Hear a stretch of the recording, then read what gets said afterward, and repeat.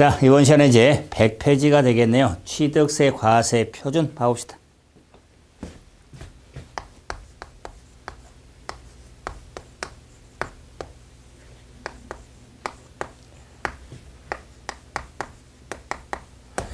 자, 취득세, 과세, 표준, 세액 산출의 기초가 되는 가액 또는 수량을 과세표로 계산 단위에 따라서 종가세하고 종량세, 자, 체계가 있는데 취득세, 과세 표준은 종가세고 종량세 체계는 없죠. 그럴 때 이런 취득세의 과세 표준은 취득 당시에 가액으로 하는 겁니다. 자, 그런데 취득세니까 취득 당시 가액으로 하는데 연부 취득에 있어서는 자, 연부 금액으로 합니다. 연부 금액으로 한다. 자, 이럴 때 이 연부 금액은 매회 사실상 지급한 금액을 말하는데 이 연부 금액에는 계약 보증금을 포함을 합니다. 그래서 연부 취득은 뭐 우리가 연부 계약 형식을 갖춰 반복이지만 일시 완납했을 때 2년 이상 분할하 일정시 지급하는 것을 우리가 연부 취득으로서 연부 금액이 과세 표준인데 연부 금액은 당연히 매회 사실상 지급한 금액을 말하겠죠. 자, 이런 계약 보증금은 포함이 된다는 것. 그래서 과세 표준은 이렇게 기본이 있어요. 취득세니까 취득 당시 가액 연부 취득 연부 금액으로 합니다. 그런데 이 취득 당시 가액을 어떻게 결정하냐 그래서 그럼 과표 결정이란 취득 당시 가액의 결정인데 이 결정이 굳이 구분하는 원칙이 있습니다. 원칙하면은 신고가액의 의함을 원칙으로 합니다. 외외 없는 원칙은 없죠. 외외적으로 시가 표준액에 의할 경우가 있습니다. 그 다음에 특례가 있습니다. 특례는 사실상 취득 가격에 의할 경우가 있습니다. 그래서 취득세 과표 결정은 좀 잘난 척해서 큰 틀에서 원칙 신고가액 외외 시가 표준의 특례 사실상 취득가 그래서 취득세 과표 결정은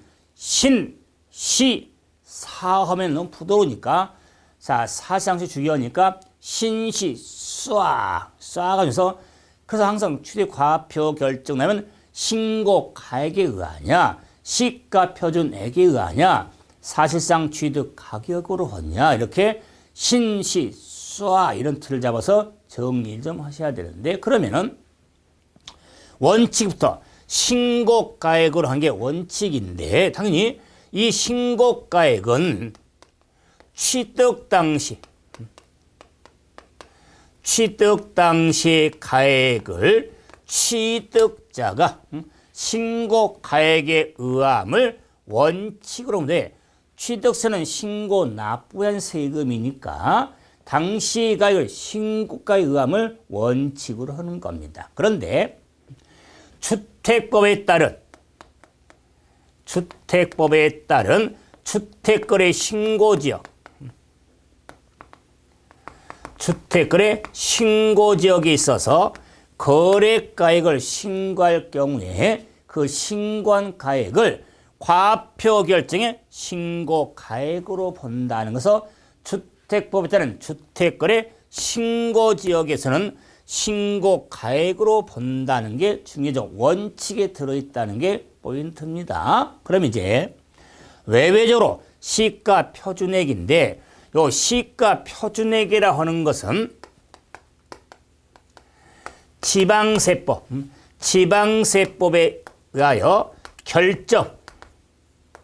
결정한 가액을 시가 표준인데, 다시 말하면 시가 표준액은 법으로 결정한 가액인데, 외적으로 법으로 결정한 가액을 과표를 할 경우가 있는데, 어떤 경우냐? 시가 표준의 경우는 신고 또는 신고가의 표시가 없을 때, 이런 것도 열심히 암기합니다. 신고 또는 신고가의 표시가 없을 때 당연한 거죠.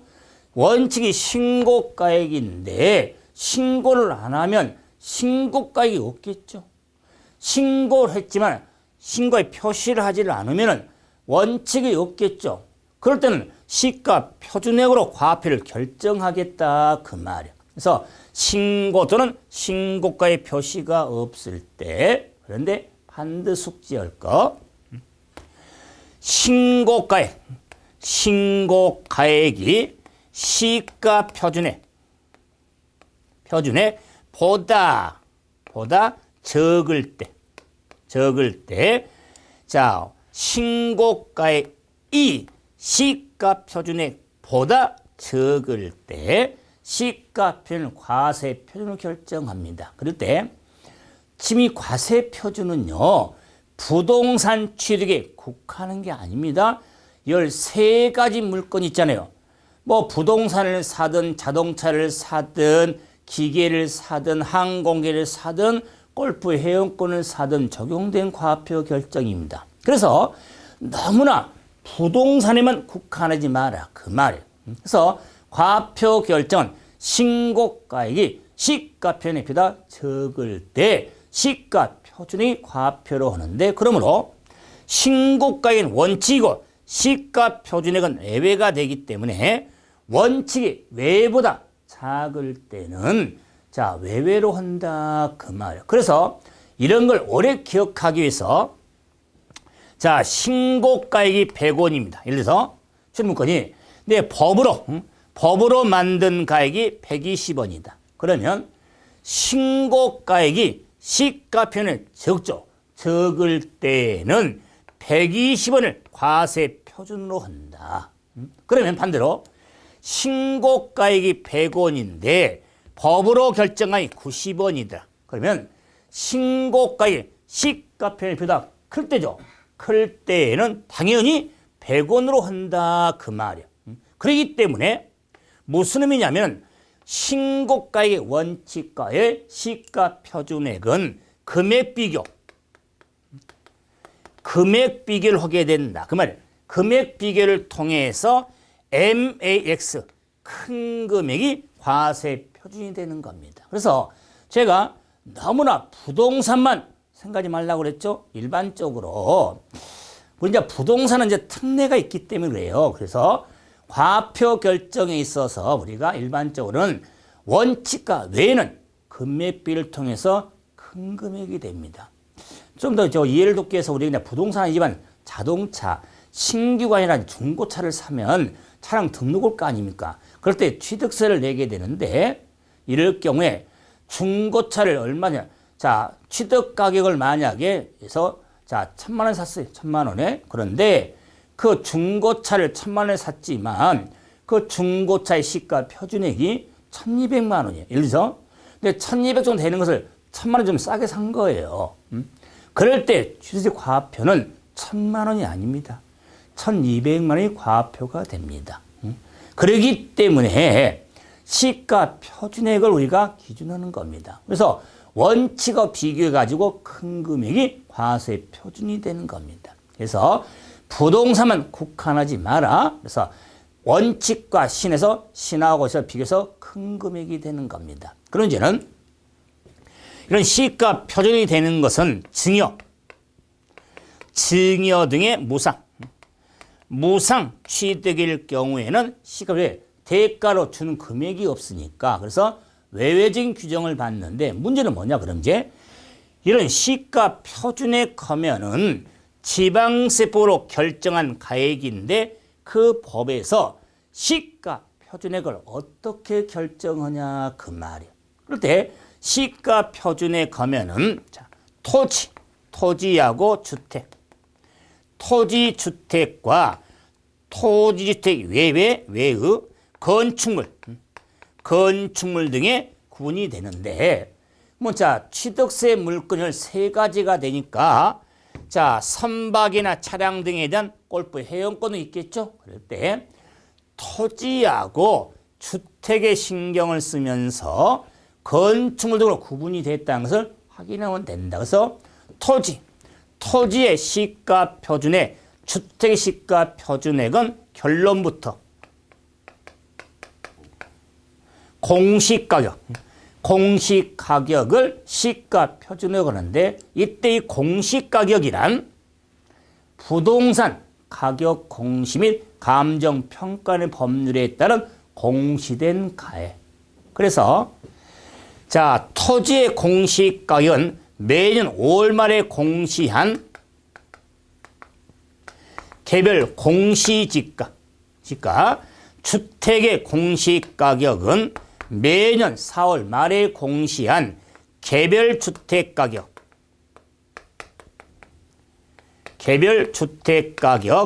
공동주택가격이 시가표준에 해당이 되면서 땅에 대한 공시는 5월 말에, 집에 대해서는 4월 말에 공시한 공시가격을 과세 표준으로 하는 겁니다. 그래서 시가 표준하기 때문에 땅과 집에 대해서는 공시가격, 그래서 우리가 공시하는 것은 세금 부과하는 기준을 하려고 공시하니까 땅과 집에 대해서는 공시가격을 정리를 하면 되겠죠. 그런데 땅하고 주택에 의해 건축물 등에 대해서는 공시가격이 없기 때문에 지자체장이 건축물의 특성, 선박의 특성 등을 참작해서 지자체장이 결정한 가액이 시가표준액으로 하겠다. 그래서 땅과 주택은 좀 신경 쓰죠. 이런 시가표준액이 과표로 결정할 경우가 있겠다. 그런데 이제 원칙과 외외가 있지만 특례가 있다.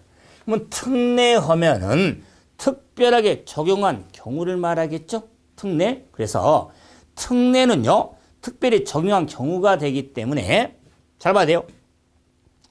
외에는 시가표준의 규정이 있음에도 불구하고 말은 시가표준액에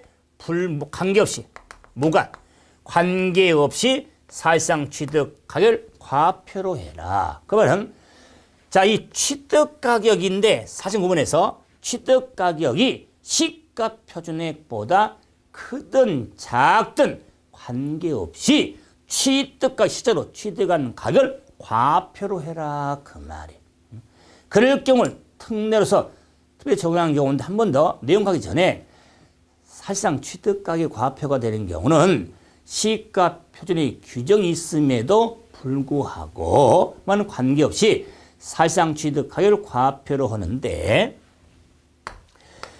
국이 나오고 수가 나오고 판이 나오고, 자, 국수, 자, 공매가 나오고, 자, 판이 나오고, 장이 나온다. 맞았네요. 국수공판장에서 부동산 거래법, 부동산 거래 신고 등에 대한 법률에 따라 신고서 제출하여 검증이 이루어진 취득일 경우에 사실상 취득가격을 과표로 하겠다. 그래서 국수를 공판장에서 드시면 된다. 그래서 취득세 취득 시기에 사실상 잔금을 따지는 경우, 그 규정에 부동산 거래 신고 등에 한 법률에 따른 신고 제출에 검증이 이루어진 취득일 경우에는 사실상 취득가격으로서 이 판결문에서 제외는 화포인자 등의 규정에 대해서는 취득세 취득시기 규정과 똑같습니다. 제가 이렇게 똑같다고 한 이유가 차이점을 보면 된다. 취득시기는 국수 공판장이고 과표 결정에 사실상 취득가격은 부동산 거래법이 들어가 있죠. 그 차이점이다, 그 말이. 그 무슨 의미냐면 부동산 거래법에 따른 신고가액, 거래가액이 입증이 될 때 우리가 검증이 이루어지면 시가편에 관계없이 과세 표준이 되는 겁니다. 그런데 주택거래 신고지역은 신고가액으로 하기 때문에 시가 표준일과 비교해서 큰 금액이 되는 겁니다. 그러므로 주택법은 비교해서 큰 금액이 되는데 부동산 거래법은 비교지 않고 사실상 취득 가격을 과표로 하는 겁니다. 그 차이점이 있기 때문에 취득시가 혼돈해서는 안 되는 겁니다. 그래서 사실상 취득 가격은 국수 공판장 그래서 검까지 국수를 공판장에서 국수 드시면 그 가격을 지불해야겠죠. 과세 표준은 자 실제로 과표준 금액 가액을 의미하니까 그래서 지급을 해야 된다. 그러면 검증을 해서 지급해야겠죠. 까지 확인하시면 구분이 되어질 거다. 단 취득한 날의 의미인데 과표 결정은 검증까지 들어가야 된다. 그러면 부동산 거래법. 자, 그래서 신고소체를 검증이 이루어진 취득일을 과표 결정은 사실상 취득 가격을 과표로 결정이 되어지는 겁니다. 자, 그런데 이제요. 자, 이제 뭘 좀 신경 쓰냐면 자, 원칙은 신이다. 외는 시가 되고 특례는 쏴가 된다. 그런데 싸된 이 사실상 취득가격, 이는 취득가격의 범위가 어떻게 되냐 그 말이에요. 자, 그럼 취득가격의 범위를 결정해야 되는데 이 범위는 직접비용 플러스 간접비용의 합한 금액이다 그 말이에요. 그래서 직접비용 플러스 간접비용이 되겠다. 그러면 직접비용이란 취득하면서 거래 상대방 제3자에게 지급하였거나 지급할 일체 비용이다 그 말이에요. 그런데 간접비용 하면은 취득함에 있어서 들어간 직접비용 외 나머지 비용을 간접비용으로서 합한 금액이 되는데 요 취득가액을 결정함에 있어서 간접비용에 포함된 게 포함되지 않는 게 있더라 그 말. 그럴 때 주의할 건 이 취득가격을 범위를 결정함에 있어서 할인 취득. 자, 대금을 일시급 등의 지급으로 할인받을 경우가 있더라 그 말이에요. 할인받을 경우에는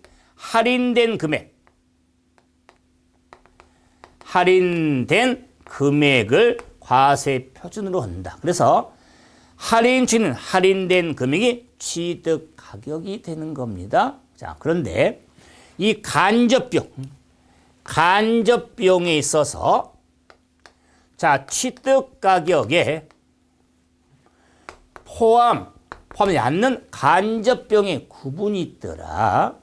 그럼 포함되는 간접비용에 있어서 건설에 충당될 차입금이자 이걸 건설 자금이자 그럼 건설에 충당될 차입금이자에 대해서는 포함이 되는데 취득세 납세 의무는 개인과 법인 자 구분 없이 의무가 있으니까 건설에 충당될 차입금이자는 개인이든 법인 다 적용이 되어진다. 포함이 된다.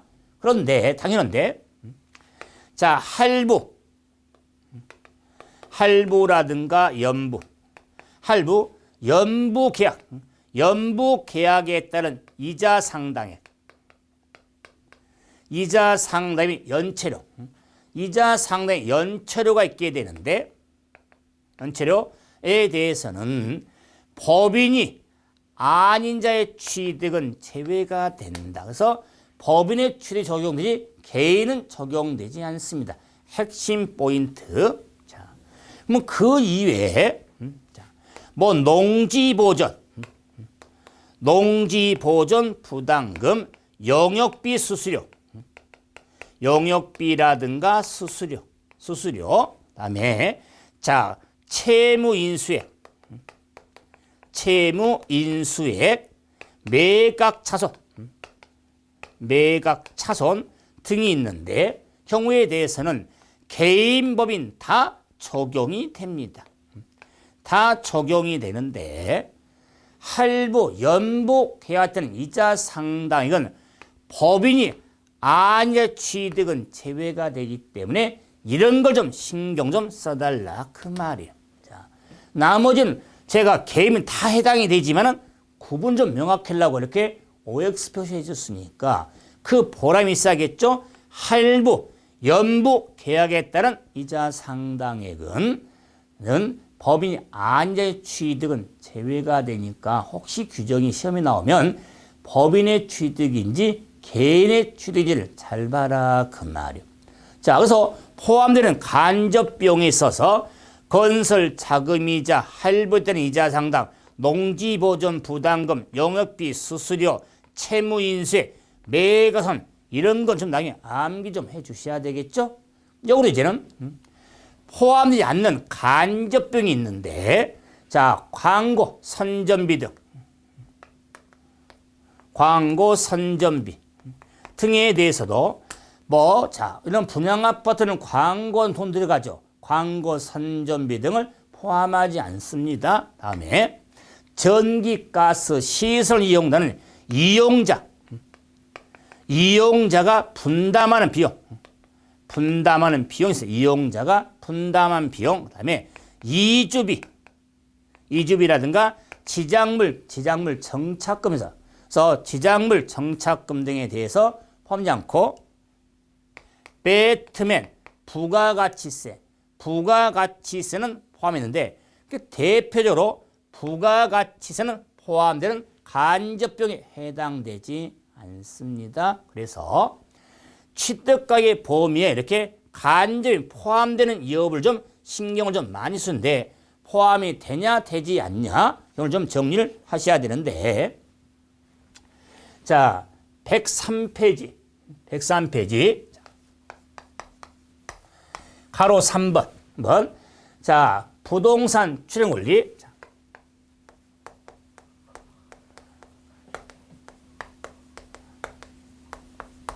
부동산을 취득할 수 있는 권리. 자, 권리 취득에 있어서 자, 과표 결정을 어떻게 할 것인가? 자, 경우에 정리했을 때, 자, 그럼 부동산 취득할 수 있는 권리 하면은 분양권 등, 분양권이 주는 권리가 되는데, 그러면 분양권을 취득을 했을 때 과세 표준 어떻게 되겠냐? 자, 그러면 당연히 분양권을 취득을 했을 때 취득 가격, 그러면 자, 실제 취득 가격이 있더라 그 말이에요. 그래서 실제 취득 가격하고 자, 분양 가격이 있더라 그 말이에요. 그래서 자, 실제 지출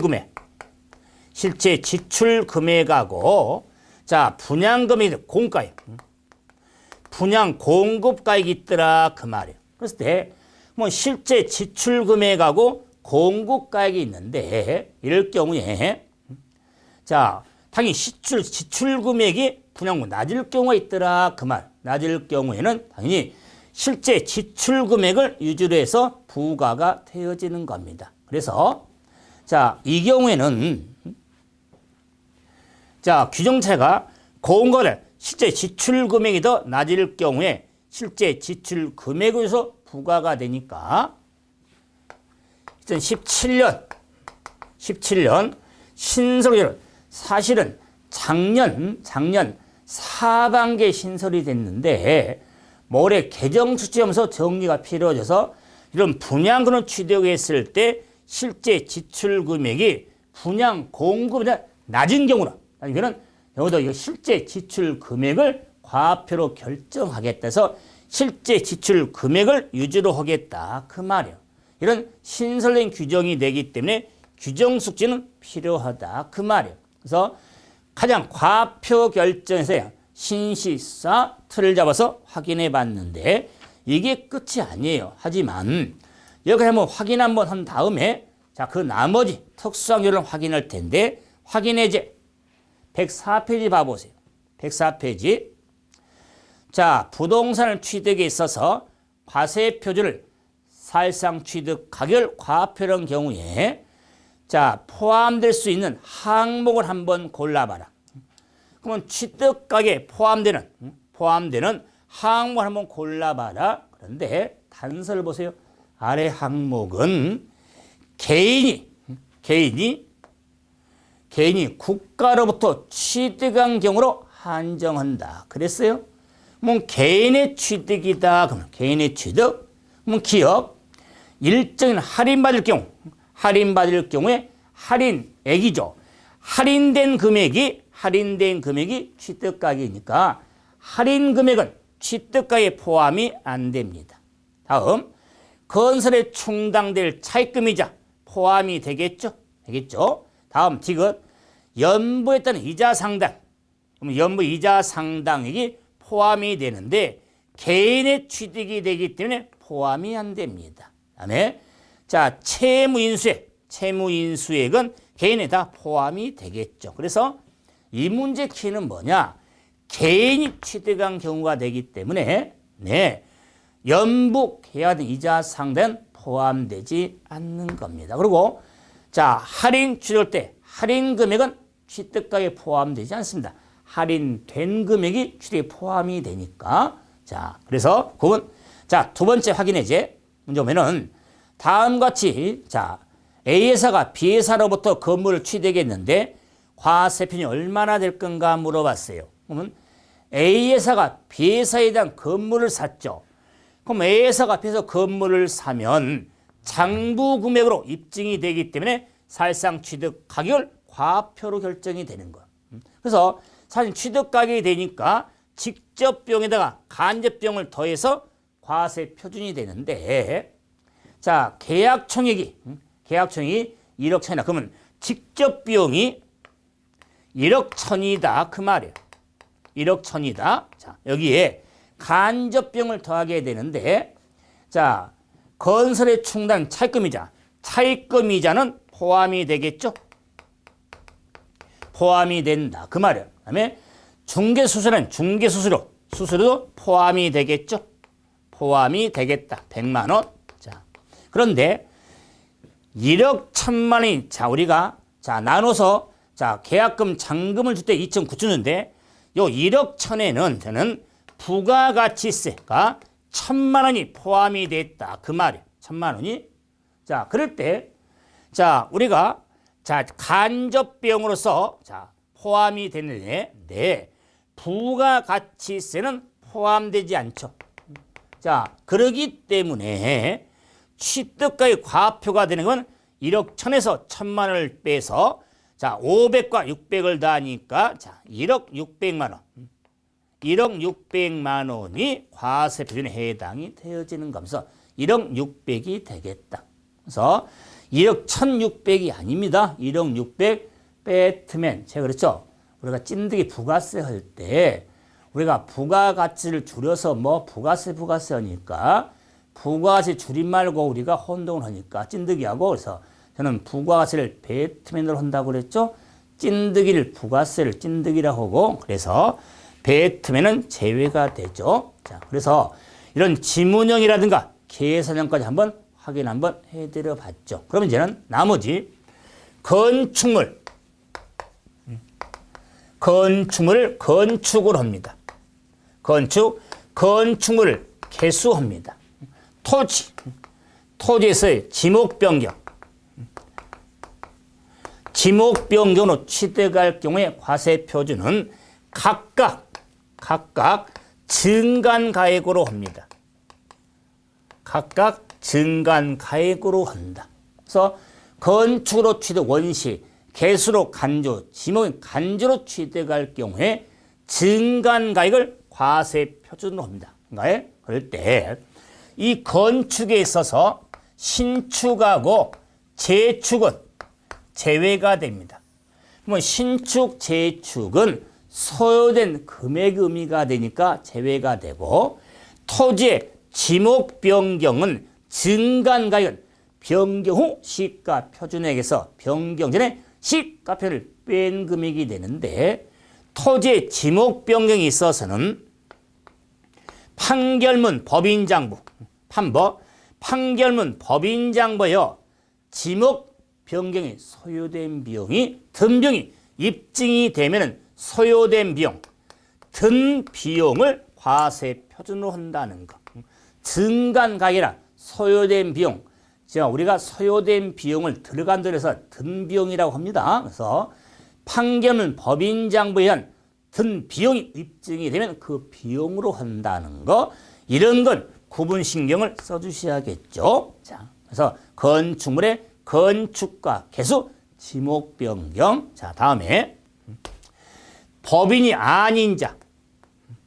법인이 아닌 자입니다. 아닌 자가 건축하거나 대수선 호출해갈 때 이제 법인이 아닌 자가 건축하거나 대수로 취득할 경우에 취득 가격 중 100분의 90 넘는 금액을 입증을 하면 그 입증되면 증명된 금액, 입증 금액을 과표로 하겠다는 거. 그래서 90% 넘는 금이 입증이 되면 그 입증된 금액을 확인하는데 이랬을 때 100분의 90% 넘는 금액입니다. 입증이. 그럴 때 법인이 아닌 자입니다. 법인은 적용이 안 됩니다. 법인이 아닌 자가 건축가 대수선입니다. 그리고 과점 주주에 대한 과세 표준은 부동산 등 총가액의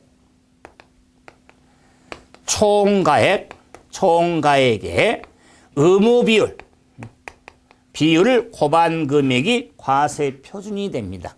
자, 그래서